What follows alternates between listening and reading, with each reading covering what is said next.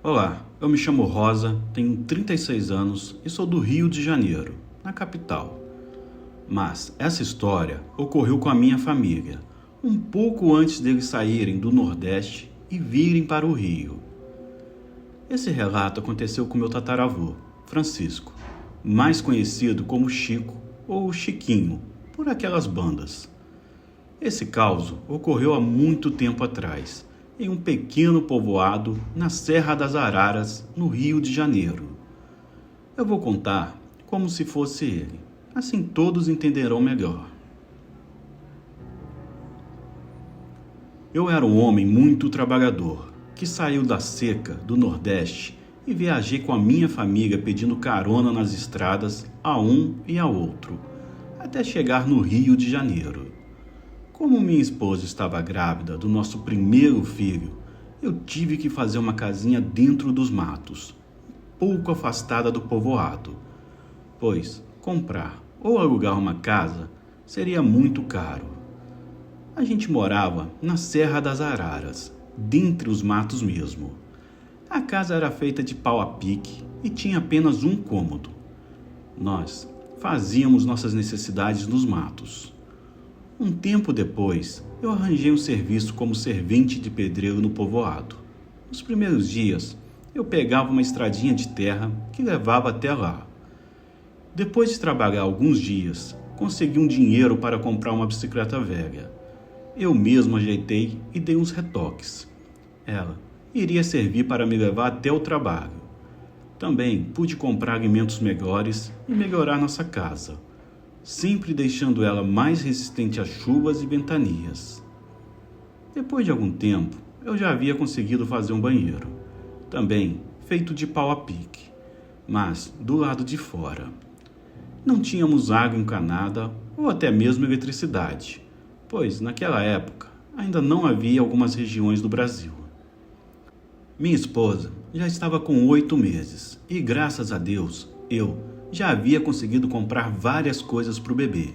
E também algumas mães se comoveram com a nossa situação e foi dando uma ajuda, doando roupas, móveis e tudo mais. Nossa vida estava boa. Só morava eu e minha esposa por aquelas bandas e o povoado ficava um pouco mais à frente. Nossa casa só tinha mato e árvores ao redor.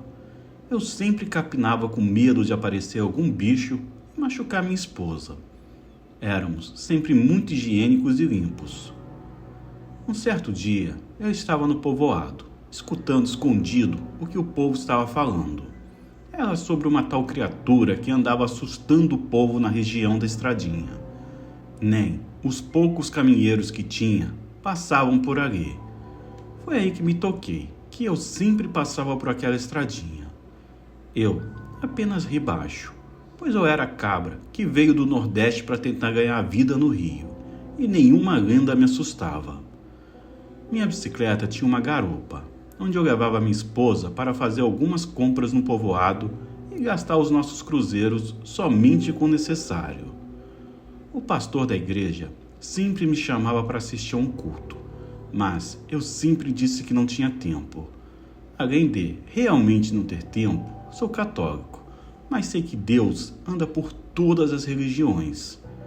Porém, minha esposa adorava ir aos cultos, então eu ficava na pracinha do povoado conversando com o pessoal enquanto o culto acabava. O povo dali sempre ria do meu sotaque e jeito de falar. Diziam que era muito engraçado. Às vezes eu ficava sem entender, até que, finalmente, o pastor explicou, dizendo que ninguém do povoado havia conhecido alguém de outra região. Pensavam que todos falavam igual. Enfim, naquele dia, voltando para casa de tardezinha, pedalando na minha bicicleta, a bolsa da minha esposa estourou. A sorte é que ainda estávamos perto do povoado. Eu pedalei aperreado e levei ela para a parteira, já que não tinha hospitais próximos. Cheguei na parteira e logo meu filho nasceu, sem muita demora. Ele nasceu um pouco antes do tempo, mas a parteira, com suas habilidades, fez ele ficar saudável, como todo bebê tem que ser. Eu agradeci e dei algum dinheiro a ela como agrado. Ela disse que não precisava, mas eu insisti. Meu filho era a coisa mais bonita do mundo.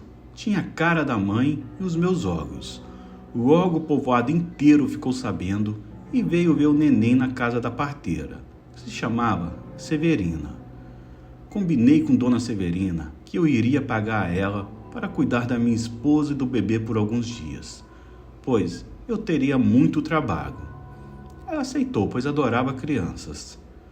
No outro dia de manhã, comecei meus serviços e o tempo foi se passando, até que chegou a noite. Terminei tudo por lá e fui passar na casa da parteira, onde a minha esposa estava. Deixei um cheiro nela e disse que iria dormir em casa, mas que no dia seguinte eu estaria lá. Me despedi dela, peguei minha bicicleta velha e subi pela estradinha de terra. O vento estava sereno, a lua iluminava o caminho e as estrelas deixavam o céu lindo. O coachar dos sapos e os grilos cantando parecia me acompanhar enquanto eu pedalava. Eu estava numa boa, perdido nos meus pensamentos, quando avistei ao longe uma pessoa vindo num tipo de carroça. Achei estranho, ainda mais aquela hora da noite.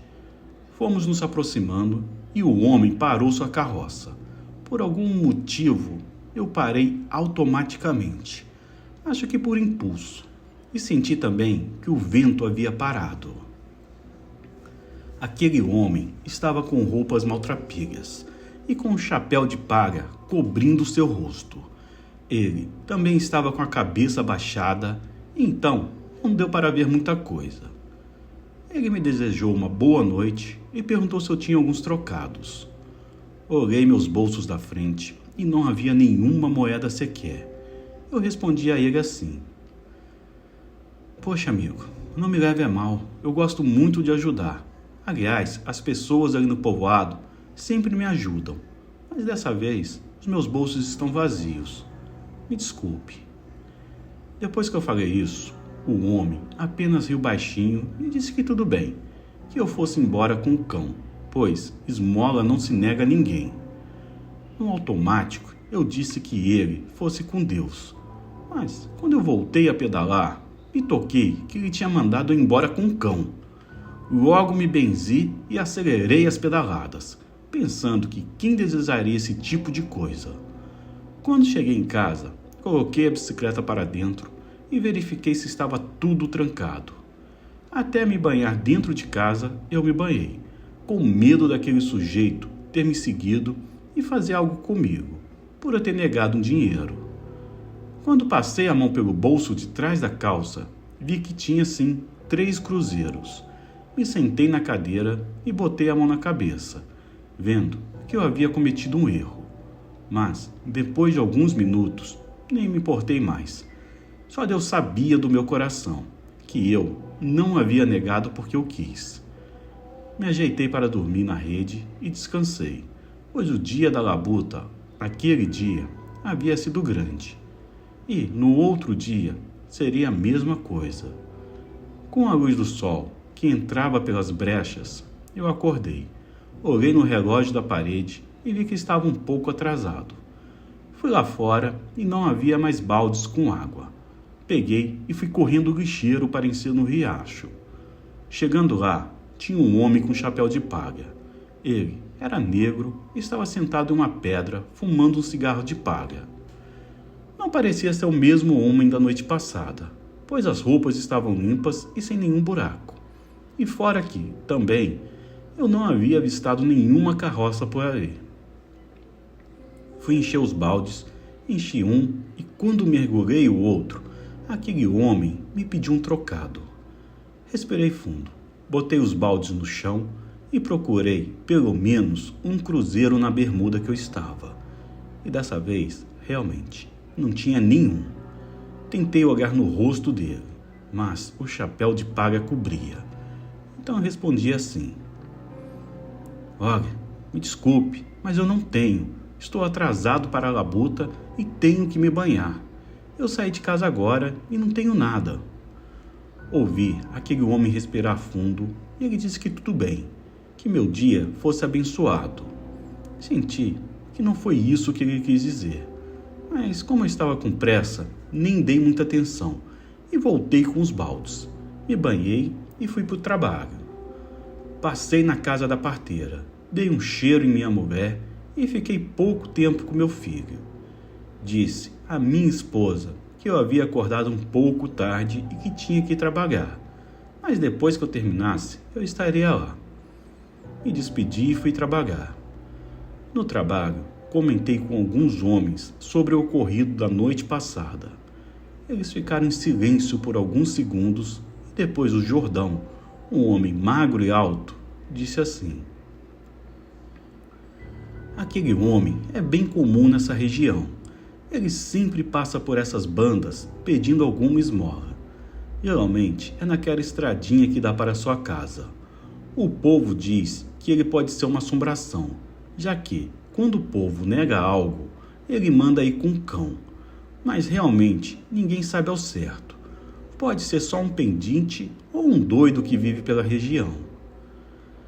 Depois que o Jordão comentou isso, não sei se me tranquilizou ou se me deixou mais assustado. Só sei que voltei ao meu serviço e não comentei mais nada com ninguém. Quando acabei, já tarde da noite, acho que por volta das 9 horas, fui na casa da parteira e, por sorte, todos ainda estavam acordados, pois meu filho não deixava ninguém dormir. Dei o pagamento da parteira e fui falar com minha esposa sobre os acontecimentos. Ela disse que era melhor dormir por ali hoje. Já estava tarde e aquele homem poderia aparecer. Eu disse que não tinha medo e que nada iria acontecer. Depois de prosear algumas horas com a minha esposa e admirar meu filho pequeno, peguei o rumo de casa. Só que dessa vez a estradinha estava um pouco escura, pois as nuvens ficavam passeando pela rua, dando para ver quase nada, e a neblina na estrada complicava também ainda mais a visão. Mas, como eu já sabia o caminho decorado, foi meio que fácil.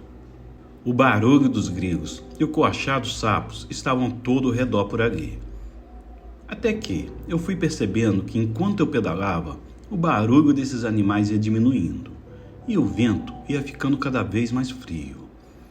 Até que, já perto de mim, eu escutei um barulho de cascos e rodas, como se fosse uma carroça. Já me lembrei da noite passada e peguei algumas moedas.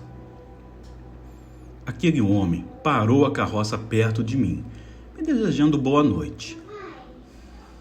Posso comer essa barra aqui? Pode comer, meu irmão. Pega e come. Posso comer ela toda? Pode. Eu disse a ele boa noite também, e já fui logo estendendo minhas mãos com as moedas, até que o tom da voz dele muda, ficando uma voz rouca, dizendo que ele havia pedido a mim 2 vezes, e nessas 2 vezes eu havia negado. Quando fui tentar me explicar, a lua finalmente saiu de dentro das nuvens, fazendo eu ver aquilo, que agora estava com a cabeça levantada. Engoli seco e senti meu coração acelerar. Nunca havia visto nada igual. Era uma caveira, com um chapéu de palha na cabeça e roupas que mostravam algumas partes dos ossos. Meu corpo ficou paralisado por alguns segundos. Só voltei a mim quando vi que aquilo estava descendo da carroça. Virei a bicicleta com muita dificuldade, em direção ao povoado. Comecei a pedalar o mais rápido que podia. Mas, como a alegria de pobre dura pouco, eu senti algo pesado pulando na garupa da bicicleta, fazendo ela ficar mais pesada do que o normal. Eu senti as mãos finas abraçando minha cintura, um bafo quente no meu cangote. Eu era nordestino, mas eu não tinha nenhum conhecimento das criaturas do Rio de Janeiro. Pedalar se tornava cada vez mais cansativo e pesado. Eu sentia que meu coração iria sair pela boca. Eu me tremia mais que vara verde. Até que tive a ideia de cair no chão e me soltar daquilo e voltar correndo para o povoado. E assim eu fiz. Joguei a bicicleta para o lado e caí no chão. Aquilo me soltou. Foi o tempo que eu precisava para me levantar e correr. Quando me levantei, aquilo agarrou no meu pé e arranhou meu calcanhar, sem nem me tocar da dor. Comecei a correr o mais rápido que pude. Eu não ouvia grilo, nem sapo, nem coisa nenhuma. A estrada ainda estava com neblina e ficou mais escura, até que, ao longe, eu avistei as luzes das lamparinas do povoado. Eu só escutava pisadas e gargalhadas atrás de mim, até que finalmente cheguei na casa da parteira. Ainda assustado, bati na porta com tudo, fazendo o meu próprio filho acordar. A dona Severina abriu a porta e eu entrei. Me acalmaram com um copo d'água e eu contei tudo. No outro dia, o povo inteiro já estava sabendo disso. Eles arranjaram uma casa para mim e minha família. O dono deixou o aluguel baratinho e assim fomos morar lá. Depois de vários anos, me mudei para outra cidade, mas nunca me esqueci desse caos. Então, Robert e inscritos, esse foi o relato que aconteceu na minha família. Até hoje, ninguém sabe o que seria aquilo, mas todos sabem que as matas e povoados afastados escondem lendas e criaturas que ninguém gostaria de ver. Uma boa noite.